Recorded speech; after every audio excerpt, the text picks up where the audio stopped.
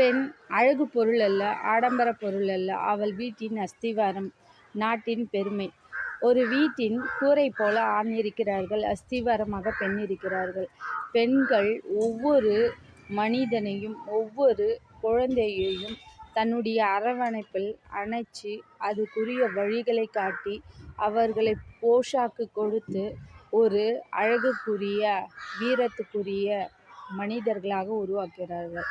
வீட்டின் கூரையை உயர்ந்திருப்பதுனால அது உயர்ந்ததா எல்லோரும் கருதுகிறாங்க. ஆனால் அடித்தளம் ஒழுங்காக இல்லையானா இந்த கூரை இருந்து என்ன பயன்? அதுபோல தான் உயர்ந்த இடத்துல இருக்கிறவங்களையே இந்த மனிதர்கள் பார்க்குறாங்க.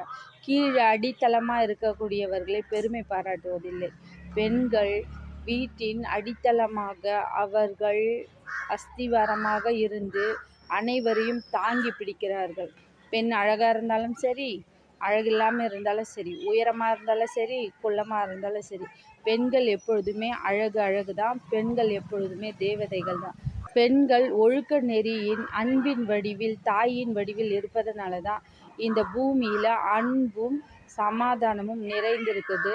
அதனால தான் பூமியும் அழகாக இருக்குது.